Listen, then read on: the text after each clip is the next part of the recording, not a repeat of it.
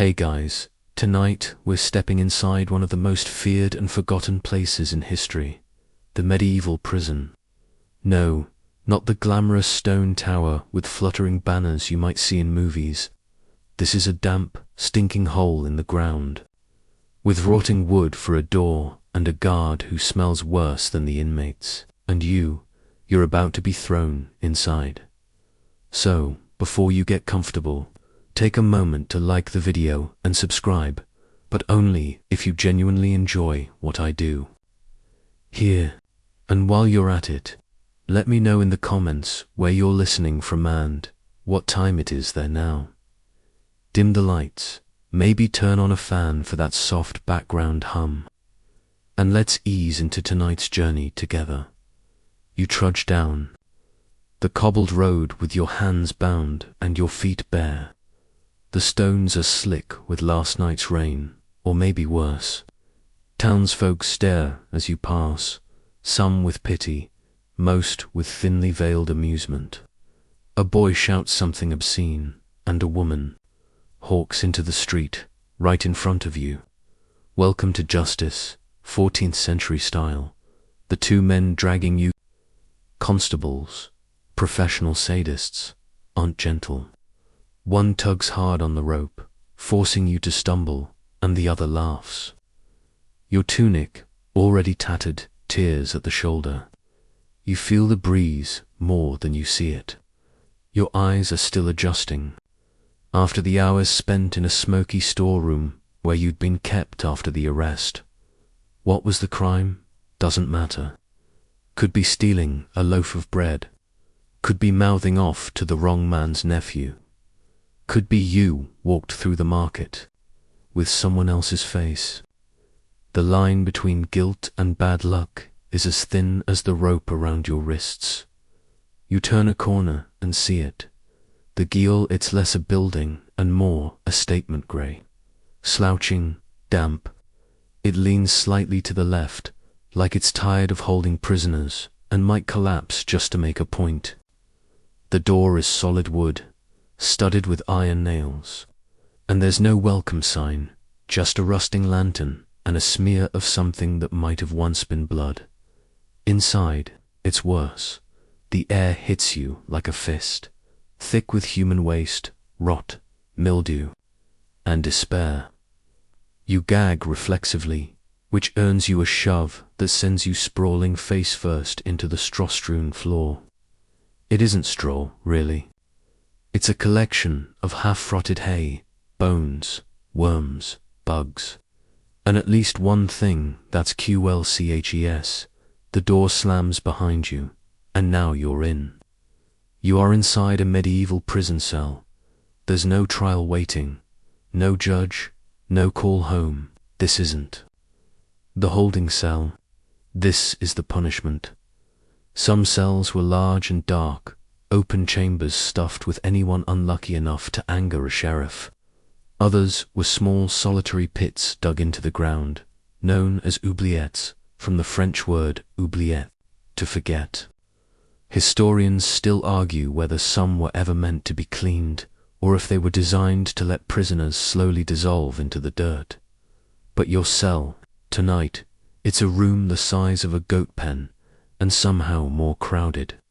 A few bodies stir as your eyes adjust. Shapes shuffle. A cough echoes wet and phlegmy. There's the faint jangle of chains. The smell is well. It doesn't just sit in your nose. It takes up residence in your throat. Like sour meat and wet rope had a baby, and that baby died of shame. The wall you lean on is damp. Something trickles down it. You don't ask what. In the far corner, someone groans. There's a man, at least you think it's a man, curled up in what might once have been a cloak, now more patch than fabric. Another figure mumbles prayers, the cadence soft and broken, as if the words themselves have given up. You try to sit up straight, but the straw shifts beneath you.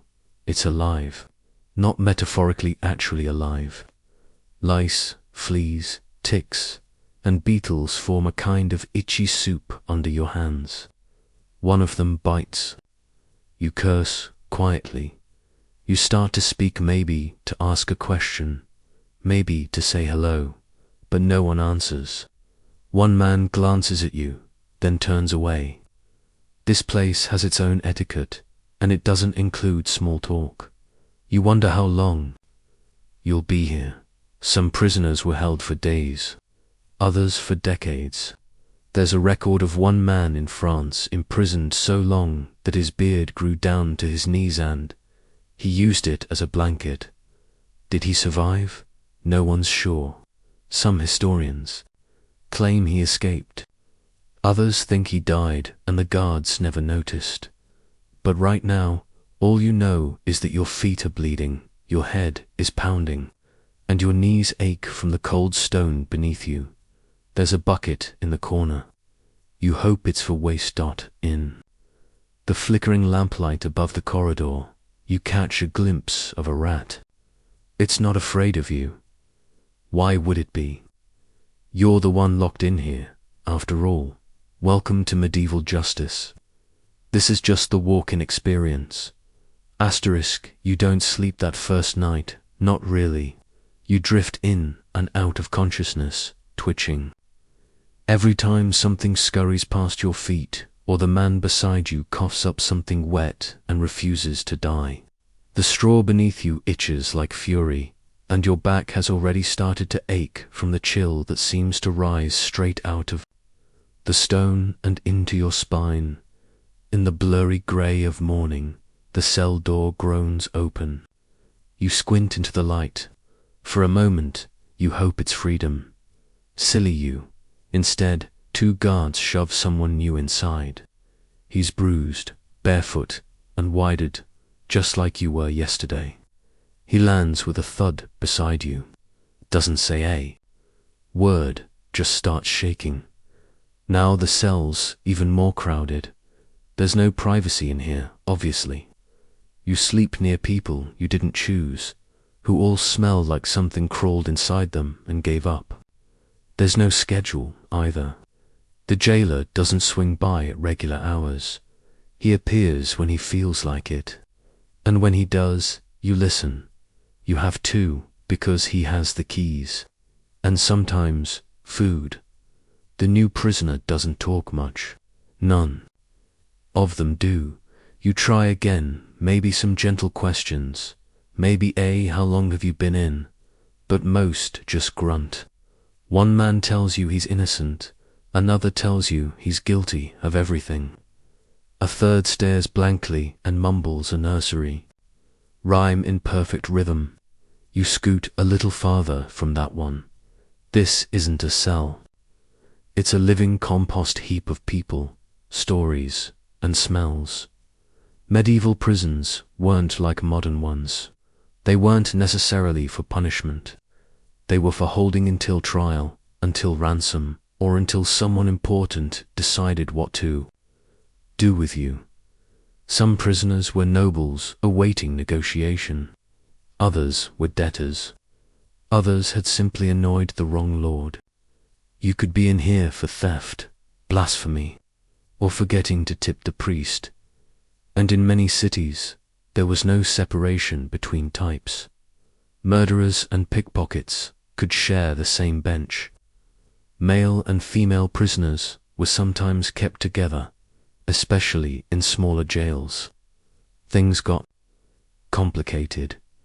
You glance around the cell and start to pick up on its hierarchy. There's one guy sitting on a stone ledge, using his shoe as a pillow. He doesn't move when others shift around him. He just watches. Quiet, still, and a little too clean. Maybe he bribed the guards. Maybe he's got a noble uncle. Or maybe he's just too insane to disturb. Either way, no one messes with him. You decide not to either. Then there's the woman. She's older, late 40s.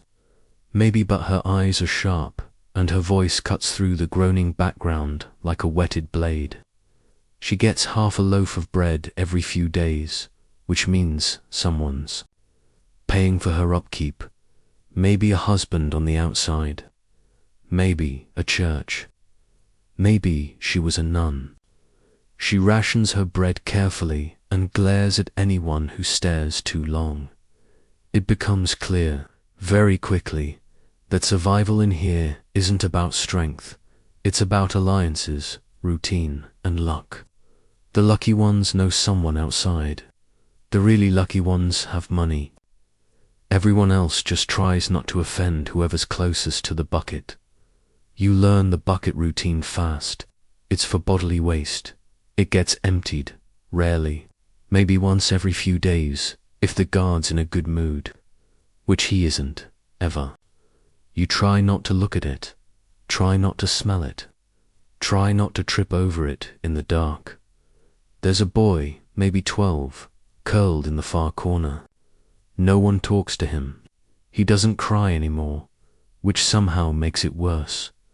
And above all, this above, the stink, the silence, the unwashed limbs, an open sorsy. Notice the rats. They're everywhere. One of them watches you now, twitching its whiskers, bold as brass. It sits atop a piece of wood that might have once been part of a chair and now serves as a kind of makeshift bench. It's not afraid of you. And why would it be? You're not a threat. You can't even stand properly without the walls shifting. You wonder what time it is, but there's no clock, no sunlight, just the flickering of a tallow candle in the hallway, melting slowly in its iron sconce like it's sighing with you. You notice your hands are shaking, not from fear, well, maybe, partly, but also hunger. And that's when you realize no one's going to feed you unless someone on the outside brings food or pays for the jailer to do it. You're left to whatever scraps the others don't want. Sometimes that means leftover, bread from the guard's meal. Sometimes it means nothing. In some towns, prisoners paid for their own chains, their own food, even their own bedding. If you didn't have family or money or friends, too bad. You just became part of the rot. You look at the woman with the half loaf of bread. She's watching you now, measuring you, deciding if you're useful. You look away before she does. Rat runs across your foot. You don't scream. That part of you is already dead. Historians still argue whether these jails were intended to break people or just poorly managed, but the result is the same. You start to understand that your only real goal here is simple: stay alive long enough to be forgotten. You wake up, if you can call it waking, when something wet drips onto your face. At first you think it might be from the ceiling, but no, it's the foot of the man above you, and he's sweating, or bleeding, or both. You shift out from under him and try to stretch your legs, only to realize you've been curled up for so long your knees no longer straighten without complaint. There's a dull throb in your lower back, and your shoulders feel like they've been wrapped in iron bands. Congratulations, you've survived your first full night. Barely you sit up. Brush something tiny off your neck, don't look at it, and try not to gag at the now familiar stink.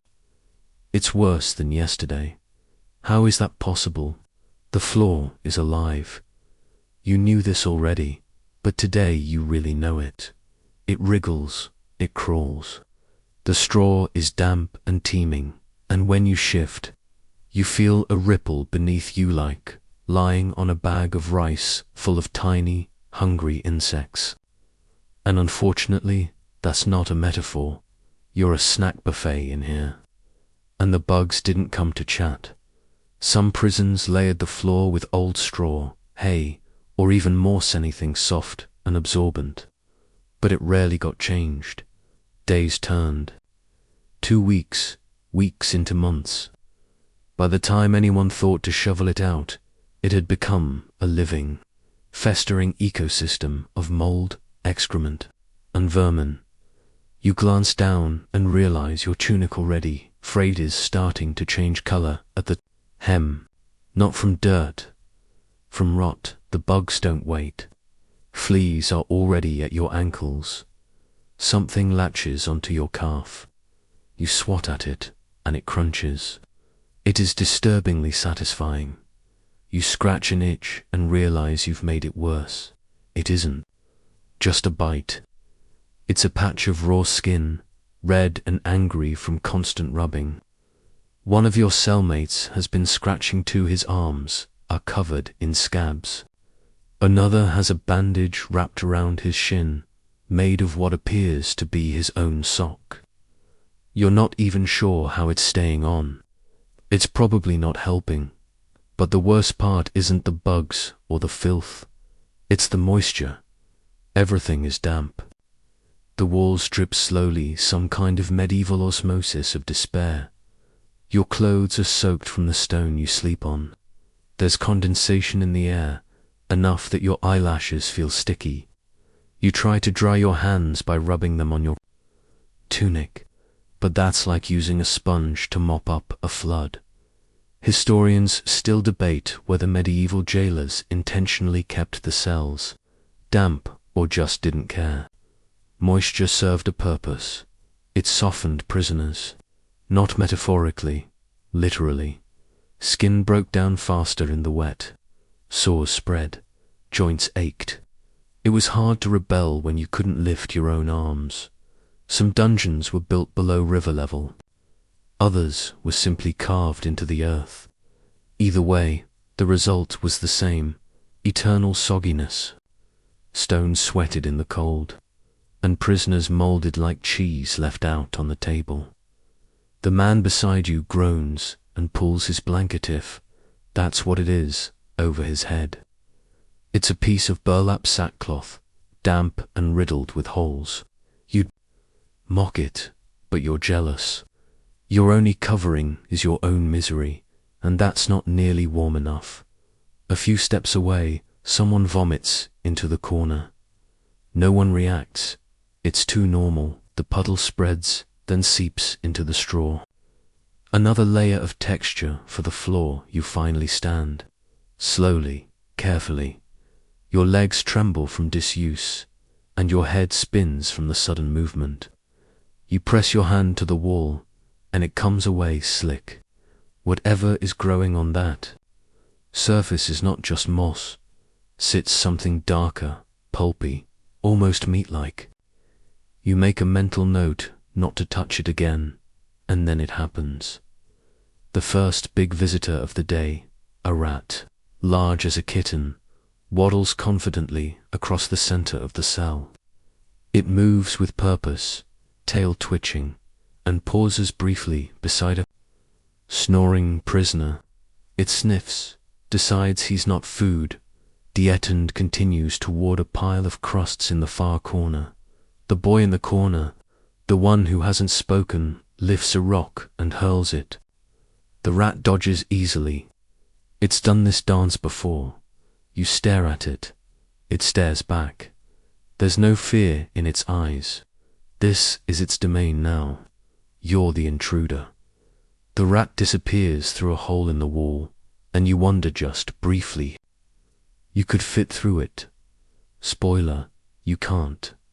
Someone's tried. You can see the scratch marks, and then your stomach growls. Loudly, you haven't eaten in. Is it 2 days now? 3? There's no clock. No sun. Time is measured in bodily functions and new injuries. You glance around the cell and spot a piece of stale bread in the older woman's lap. She's not eating it. She's watching it. Like she knows it'll be worth more later. Like it's gold. You don't ask. You don't dare. Instead, you move back to your corner, hoping against all logics that the straw there might be slightly less alive. It isn't. You lie back down and stare at the dripping ceiling. A drop hits your forehead. You don't move. You've stopped reacting. That's probably the scariest part. Not the rats, not the filth, not the endless dampness, or the whispering man who's definitely not alone in his head. It's how quickly you've accepted it. How fast this has become normal. That's how prisons worked back then. Not through bars or locks, but by stripping you down, not just your clothes, but your expectations. You didn't need chains, just despair. Asterisk, you try to fall asleep again. Not because you're tired, though, you are, but because it's the only escape you have left. Dreams are a better cellmate than the man next to you who mutters threats in his sleep and twitches violently whenever someone coughs. But sleep doesn't come easily. And when it does, it's full of clanking chains, strange whispers, and the sour smell of wet feet. You wake up even more exhausted than before, and your tongue feels like it's been scrubbed with sand. That's when you hear it. The creak of a bolt sliding open, the scrape of iron on stone, and then the door swings wide. Not yours, but another nearby cell. You hear shouting, shuffling feet, a thud, then another. Something heavy being dragged. You don't ask what happened, you just listen. Someone didn't make it through the night. It happens often. You remember that cheerful old phrase the jailers used to say, "One bed open." It means the cell's capacity just increased by one. No need to worry about overcrowding. Death has a way of handling that in some medieval prisons. It wasn't unusual for the dead to remain in the cell for hours, sometimes days, until someone remembered to collect them. And even then, there wasn't much ceremony, just a cart and a shove. The dragging fades. The door clangs shut. Silence, then, surprisingly, your own door opens. You flinch like a startled cat, nearly tumbling off the wet straw. A shadow appears in the doorway, a man with a beard like an old broom and a robe that may have once been. Red dot, he squints. Which one of you is the baker? You blink. Is this a test? You raise your hand slowly, then immediately regret it when the actual baker growls from the corner. Too late, you'll do, says the man. 2 guards haul you to. Your feet, no explanation. No shoes, and just like that, you're out. The hallway feels brighter, even though it's lit only by wall sconces with greasy, coughing flames. You realize just how foul the cell was by comparison. This corridor smells only mildly of mildew and regret. You're led half dragged down a narrow stone passage until you reach what looks like a kitchen. Except there's no food, just soot, ash, and a large wooden table scarred with knife marks and burn stains. The guards grunt and shove you toward the hearth. Turns out, it's your lucky day, not lucky as in you get a meal, lucky as in you're now useful. In the medieval prison system, especially in larger cities like London or Rouen, some prisoners were occasionally pressed into service. If you had a trade, blacksmith, cook, tailor, you might be pulled from the filth and put to work, not out of kindness, out of convenience. You weren't paid. You weren't given better food. You were just temporarily less miserable. Today you are the kitchen scullion. The last one probably died, or stole something, or set the wrong pot on fire. You're handed a blunt knife and a basket of onions that looked like they lost a fistfight. A guard gestures, peel. You get to it. For the first time in days, your hands do something familiar, something ordinary. It's strange how soothing monotony can be when chaos is all you've known. The act of peeling, slicing, grounds you until your nose starts to run, and you remember how onions work. You blink, once, twice, then the tears start. Not from sadness, though, let's be honest. You have plenty of reasons, but from the sharp sting of sulfuric acid drifting into your sinuses. The guard chuckles. First day, you don't answer. But you can't help thinking this is still better than the cell. The hours pass. You chop onions, scrub pots, sort wilted greens from outright moldy ones.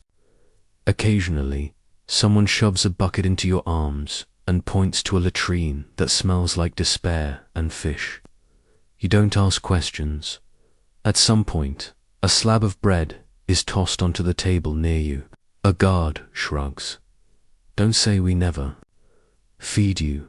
You devour it in under a minute. It's dry, full of weevils, and tastes like the bottom of a dusty boot, but it's food, and it doesn't try to crawl away. A win. You work until your hands are raw and your shoulders scream. The knife has long since slipped from your grip and nicked your thumb.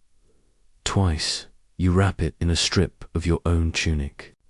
It bleeds through within an hour, but nobody seems to notice or care. Historians still argue whether these work programs were acts of mercy or exploitation. Some claim they kept prisoners sane. Others say it was just a way to get free labor out of people already broken. Either way, it doesn't last.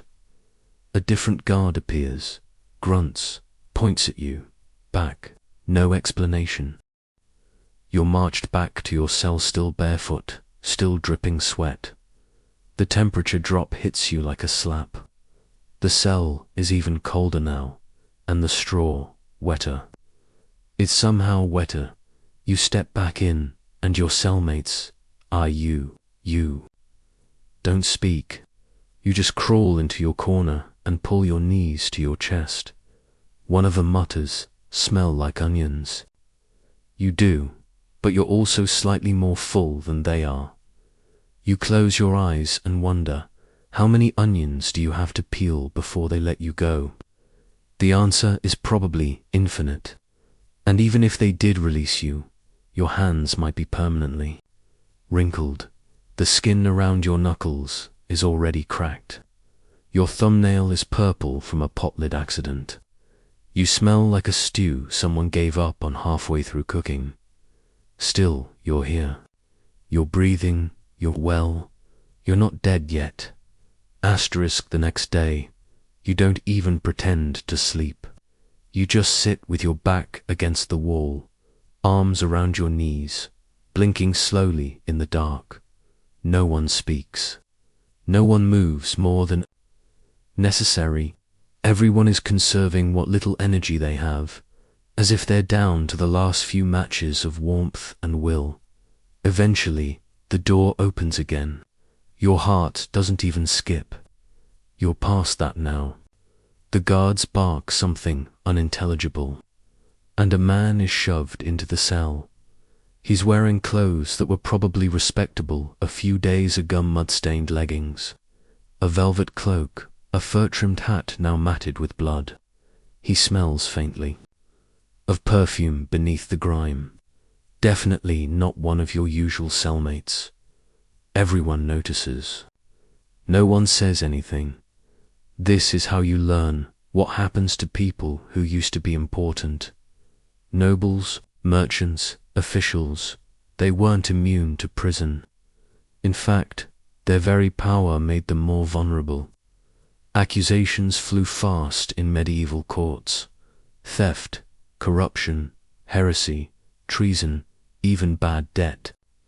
One wrong word, one unpaid bribe, and suddenly you're behind the same iron door as the man who bit a donkey out of spite. The newcomer groans, clutching his side. A guard must have taken a dislike to him on the way in. You edge a little closer, offering him the driest spot of straw, admittedly a low bar. He accepts it without a word, too dazed to judge you. Hours pass. He doesn't say much, but when he finally speaks, it's not what you expect. "I was a scribe," he whispers, eyes unfocused. "Worked for the Chancellor, knew everyone's secrets." You don't ask what landed him here. Maybe you're afraid of the answer. Maybe he is too. Prisons weren't just for criminals. In many medieval cities, especially in France and the Holy Roman Empire, They served as holding pens for anyone the authorities found inconvenient. Whistleblowers, rival nobles, disgraced clerics, they all passed through these stone bellies. Guess I know too much. The man adds that, then he goes quiet again. You wonder if you'll end up the same way. Not famous, not infamous, just forgotten. Time continues to pass in odd, molasses-shaped lumps. Morning, maybe, or afternoon. Hard to tell when your only window is a patch of slime near the ceiling that occasionally turns blue dot at some point. The guards return. This time, they're not here for you. They point at one of the other prisoners, an older man with a thick beard and a face like old leather. He doesn't argue. He stands, limping. No goodbyes, and then you hear it. Chains, they shackle his hands, his feet, and then something worse, the faint clink of a collar. They've brought out the iron neck ring. You didn't know they still use those, but they do, especially for special cases. The medieval legal system had a certain flair for cruelty. If you were awaiting trial for something particularly serious, heresy, high treason, sorcery, you got the full collection: wrists, ankles, neck. It wasn't just about restraining you. It was about degrading you. The prisoner disappears down the hall. You hear nothing for a long time. Then, a scream, sharp, human, close enough to feel like your own. You flinch. The scribe stirs. The chair, he mutters. What chair? He doesn't look at you. Just keeps staring into the dark. Iron, heated. They strap you in and ask questions. You wish he hadn't told you that. Historians still argue whether torture was used more for punishment or for theatrical effect. Some argue it was mostly symbolic, used to extract public confessions rather than information. Others say it was more widespread than we like to think, woven into the very routine of certain inquisitorial proceedings. Either way, you hope you never meet that chair. A few hours later, or maybe a few eternities, the old man returns. Sort of his face is pale, his beard is singed, and there's a strange, sour smell about him that reminds you of scorched meat. He doesn't speak. He just lies down and closes his eyes. Nobody asks what happened. Nobody wants to know. You try not to imagine the chair. You try to think of something else. Anything else. But your brain isn't interested in cooperating. It starts supplying vivid, mental imagery, flames licking iron, sweat pooling in your boots, the hiss of steam against skin.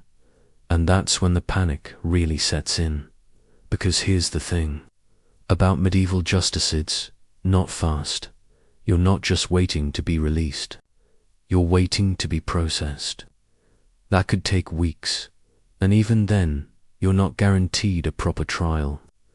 Some prisoners waited months, only to find that their judge had been reassigned, or that their case had gotten lost. In the eyes of the law, you were paperwork, not a person. And paperwork in the Middle Ages was unreliable. If you're lucky, you'll stand before a local magistrate. If you're really lucky, he'll be sober. And if the stars align, and you manage to prove your innocence or at least confuse everyone long enough to avoid conviction, you might just walk free. But odds are, you'll be fined, and guess what? You can't pay, which means you'll stay until someone pays for you, or you rot. There were even prisons, actual documented ones, that operated under a pay or stay system. Couldn't afford your release. Tough. Enjoy your bunkmates. Oh, and while you're here, want to rent a blanket. That's another 2 pennies. Even a place to sit could be monetized. The scribe snorts softly, as if reading your thoughts. You ever been to Newgate? You shake your head. Don't. Then he drifts off again, You lie there, surrounded by men who don't speak and walls that don't care. You're learning the rhythm now, the dull, thudding beat of captivity, the rotations of light and dark, hunger and ache, the daily theater of someone being hauled off for questioning, the quiet arrival of someone new. Your cell is a revolving door of suffering, and you're just another body waiting its turn. Asterisk, you begin to dream even when you're awake. It's not sleep at least, not proper sleep, but these strange flickering images that come and go when your eyes are open and staring at nothing. You think of bread, thick hunks of it, crusted with salt and warm from an oven. You think of your old boots, the soft pair, not the ones they took from you at the gates.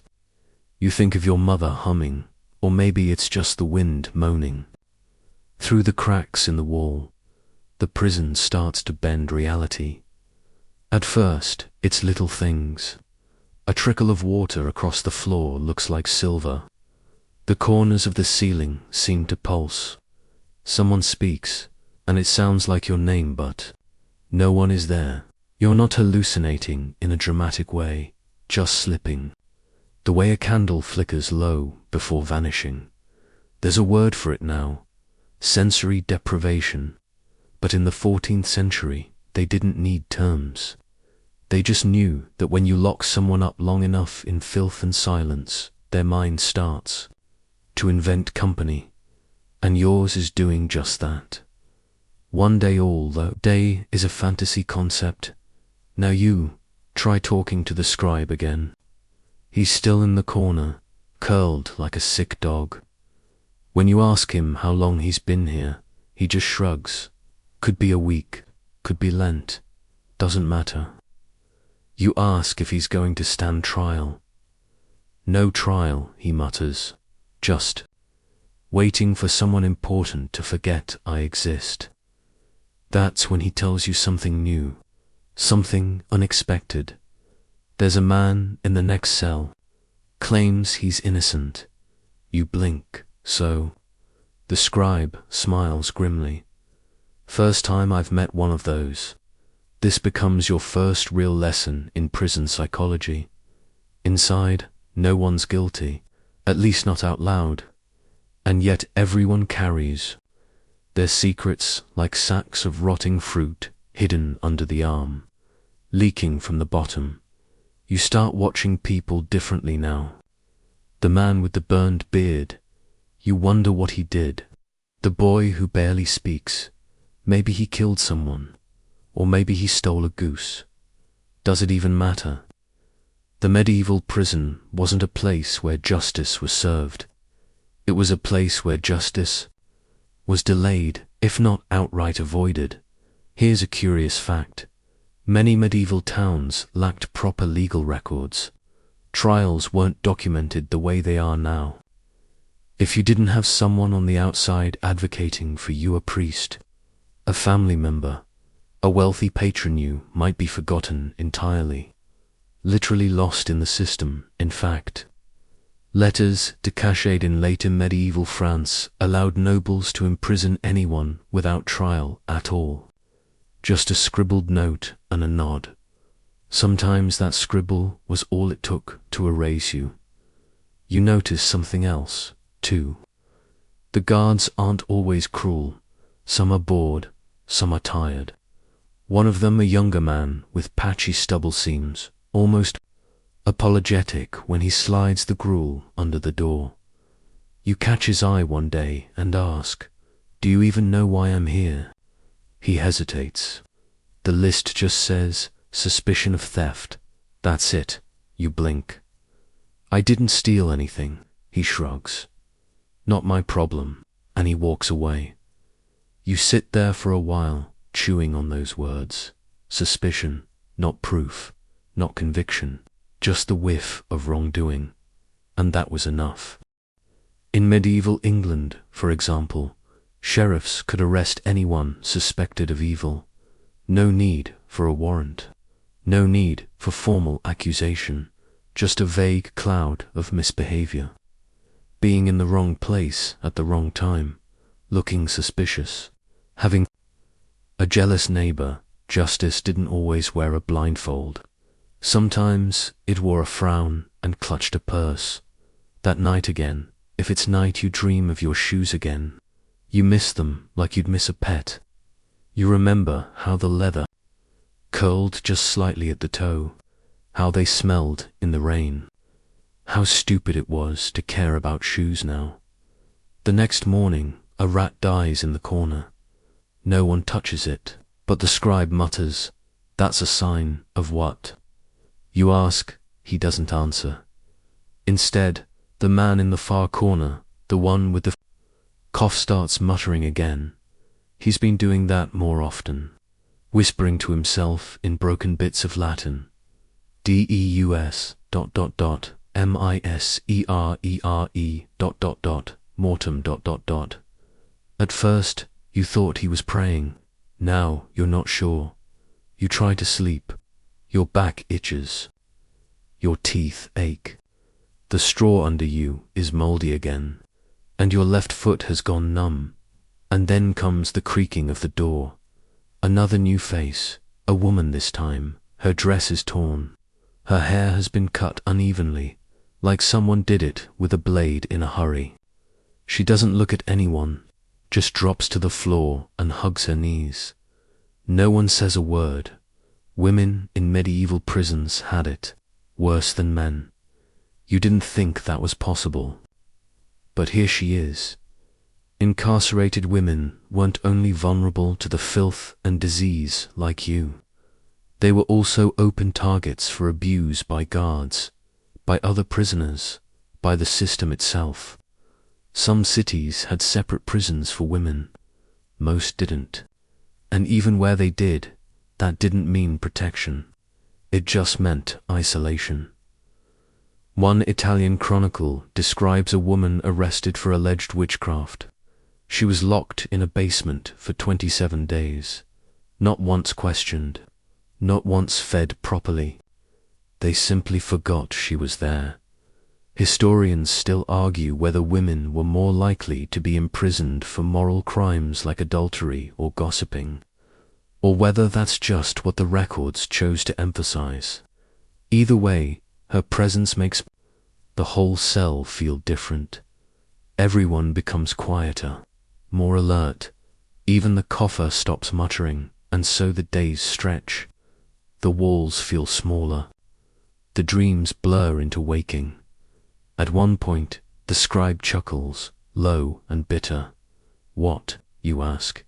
He points to the patch of blue light up near the ceiling. "I used to write about cathedrals," he says. "That shade of blue, it's instained. Glass, St. Denis, I think." You both stare at the light, for the first time in what might be a week. You feel something that almost resembles peace. Then it flickers away. Asterisk, there is no calendar on the wall, no ticking clock, only the dripping. Sounds soft and regular like a leaking roof or a weeping stone. You've stopped counting the days. The only real unit of time here is decay. Your wounds smell worse now, not because they've worsened, necessarily, but because you've learned their scent. You know what your own blood smells like after it's dried into your tunic, and what old straw smells like when it's been soaked in the sweat of 5 different men over 5 different nights. You know what the scribe smells like, even before he speaks. You've learned these things the way someone learns birdsong or the feel of different coins in the dark. This is what prison does. It strips away everything until you're left with raw sensation. A hunk of you still clinging to reality, and another hunk drifting elsewhere. At some point, maybe today, maybe not, the woman speaks. Her voice is low, dry, not afraid, just absent. She says, "I didn't do anything." No one answers, and she doesn't say it again. People in medieval prisons said that sort of thing all the time. Not necessarily because they were innocent, but because After a while, the memory of guilt fades. You forget the details. You forget how it started. What remains is the feeling of being punished. The rest blurs. You try to imagine the outside world, but even your imagination has dulled. Bread, candles, a bench by the road, a smell of rain on warm earth.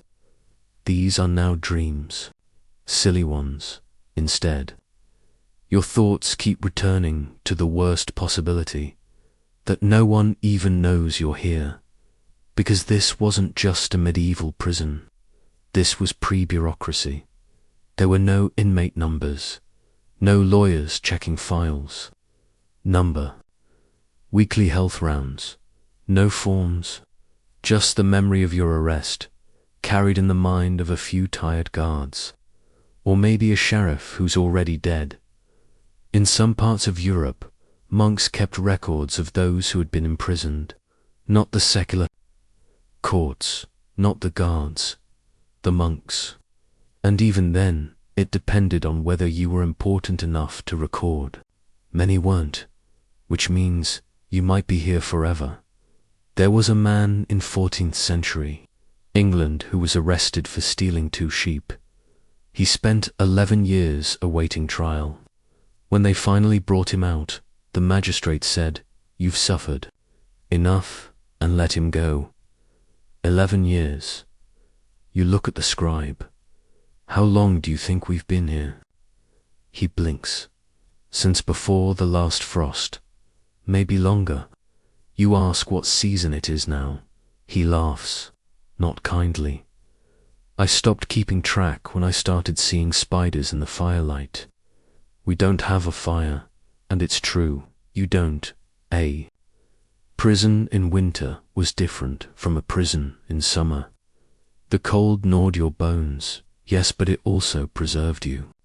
The filth froze, the stink lessened, the rats grew slower. But now the heat is returning. You can feel it in the walls.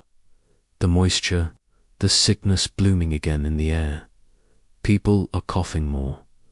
The man in the corner, the one who always muttered prayers, stops muttering one morning.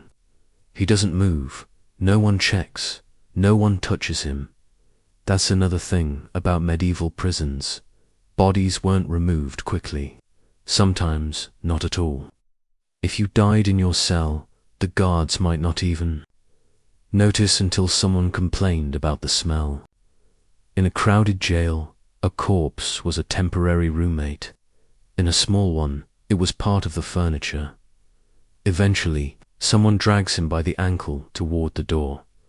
They knock, the guard opens it, peers down, takes the body WORDLESSLY. No questions. The door closes again. The cell shrinks. The woman in the corner doesn't even blink.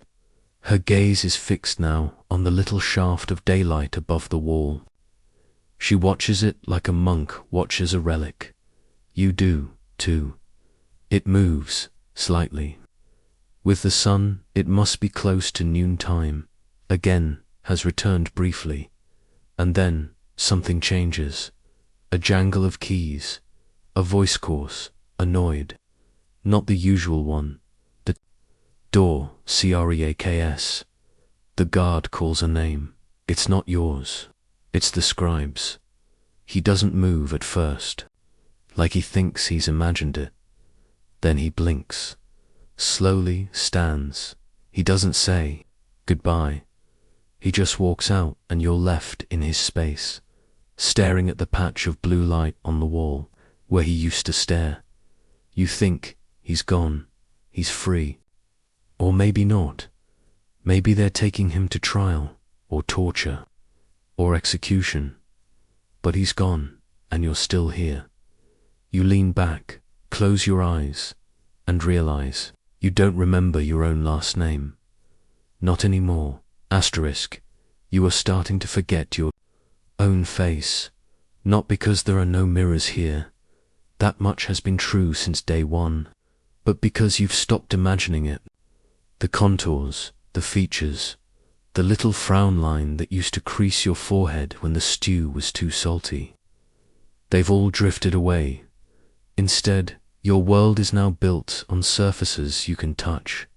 Damp stone, coarse wool, rough wood, the ache of your knees when you shift too fast. You understand your body more by pain than by image. You are a geography of bruises and itches. There's a sound now, something scraping the other side of the door. A clumsy clunk of metal. It's the slot. Food. This time, calling it food is generous. It's a pasty smear of barley mush, half frozen, sprinkled with what might be dried onions or might be rat droppings. You're too tired to care. You eat it slowly, letting each bite dissolve in your mouth like the world's saddest snowflake. You chew not for flavor, but out of habit, because it's one of the only movements that feels vaguely human anymore, and you try not to think about what's missing.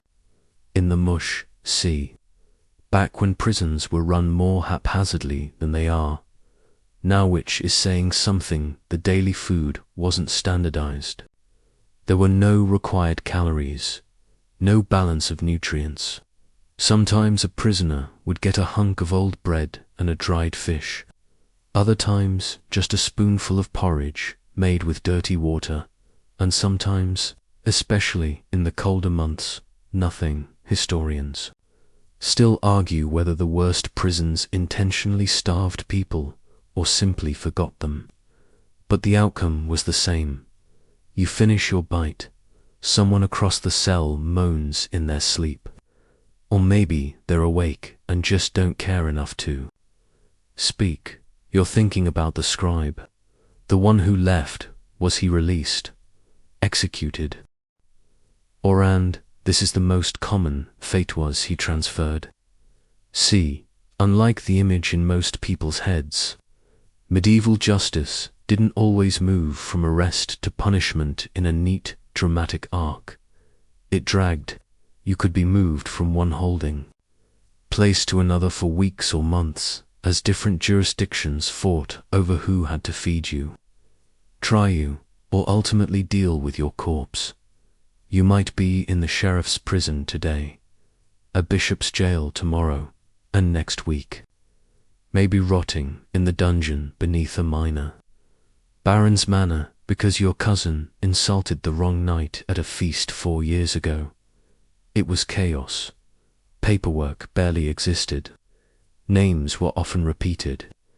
If your name was common like John or William, you might be confused with a dozen others. There are records from 13th century France of people being jailed twice for crimes they'd already been cleared of, simply because the next town didn't know about the verdict. You try not to think about this too hard. Instead, you scratch at the rash behind your ear. It's spreading. There's a rumor in the cell started by a woman with one shoe that a new jailer has arrived. Young, nervous, might be sympathetic. You'd think this would bring some hope. It doesn't. You've learned what sympathetic means in here. It means, maybe, just maybe, he'll open the window slat once a week, or give you stale bread instead of moldy bread. But he won't free you. No one will, because you're not a person to them anymore. You're a line item, a risk, a thing behind a door that someone else locked. Still, you wait.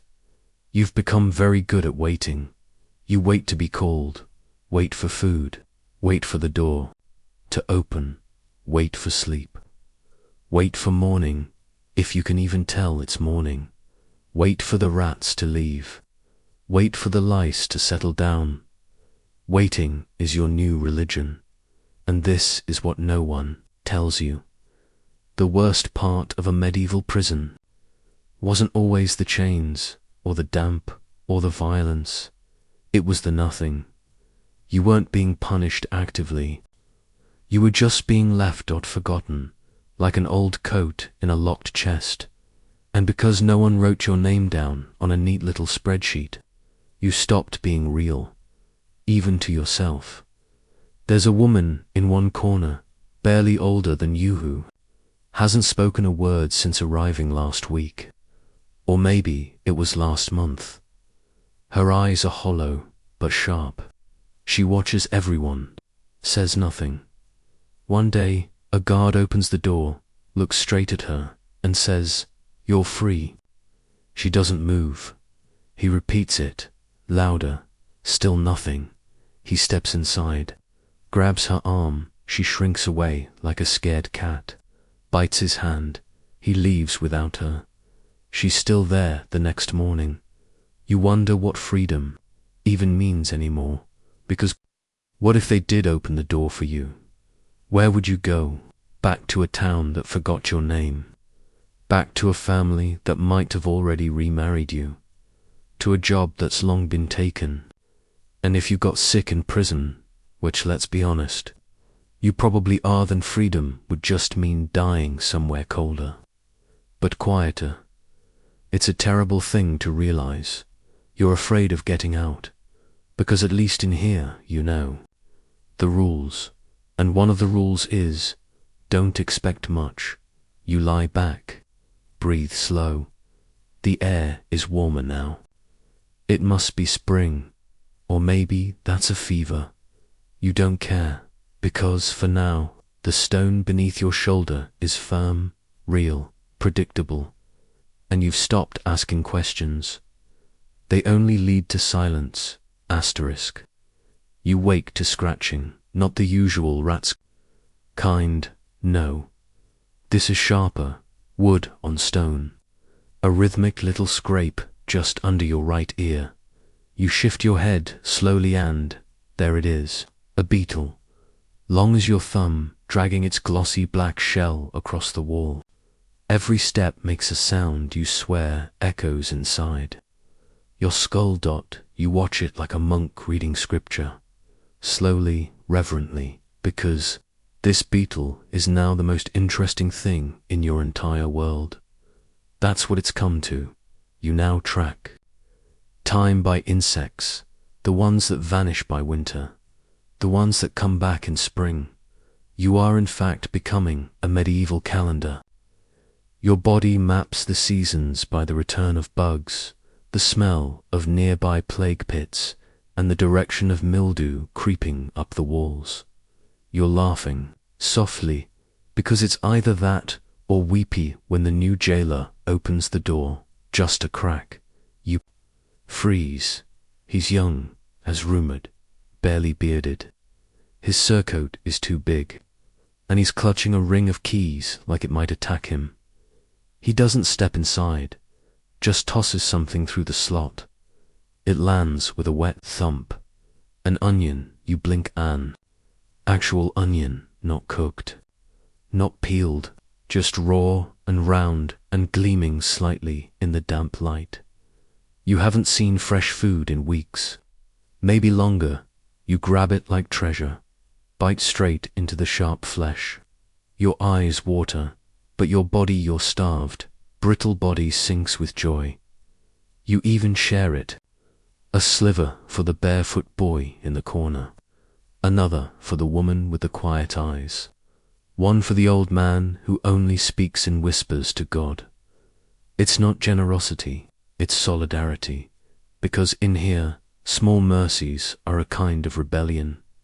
You've learned that now. There are more of them, not onions, though that would be a dream, but signs of change. A bucket of water arrives that doesn't smell like it was fetched from a latrine. A ragged blanket is replaced with another ragged blanket, this one less damp. And then, out of nowhere, parchment, a scrap of it, smuggled under a plate. It says, "Trial in 5 days." You reread it 12 times. Your hands shake. You've waited so long for this moment that now it feels like a trick. You glance around, wondering if it was meant for someone else. But the plate was yours. The ink is fresh. You're finally going to be seen. Now. In theory, medieval justice was swift. Some Towns even prided themselves on delivering verdicts the same day. But in practice, well, let's just say that if your judge got distracted by a feast, or a pilgrimage, or a particularly stubborn bout of gout, your trial could be postponed for months, years even.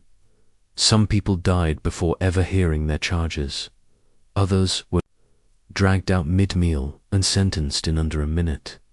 Historians still debate whether these inconsistencies were deliberate or just a symptom of a system stretched too thin.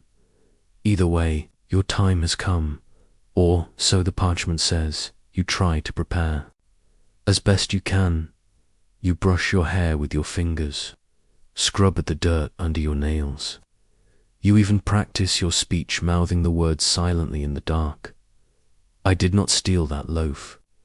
I was not there when he died. I am innocent. It sounds hollow in your own voice. You haven't used words in so long. Your tongue feels wooden. You have to relearn speech like a child.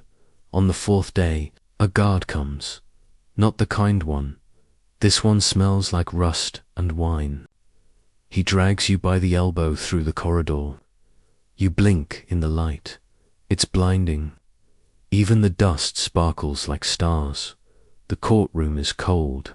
Stone walls, wooden benches, a judge in robes that probably haven't been washed since the last coronation. He doesn't look up as you're shoved forward. Your accuser isn't there. No lawyer. No jury. Just a clerk reading a list of things you allegedly did, most of which you don't even understand. You try to speak, but your throat locks. Words come out cracked and brittle.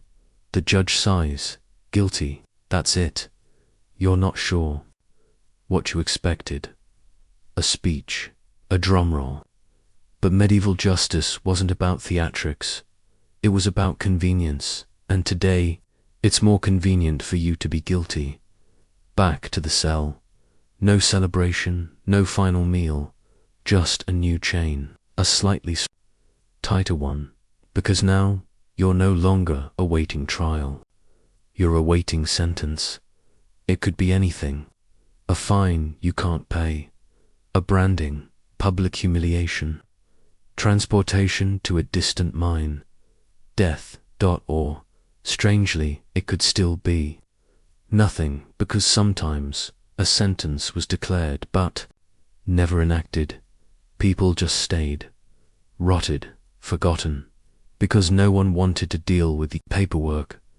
There are records, true ones, of people remaining imprisoned after being acquitted, simply because there was no transport back to their village, or because they no longer had family to claim them, or because their jailer had died, and no one else knew the key's hiding place. So yes, your trial is over, but your future is still just as murky.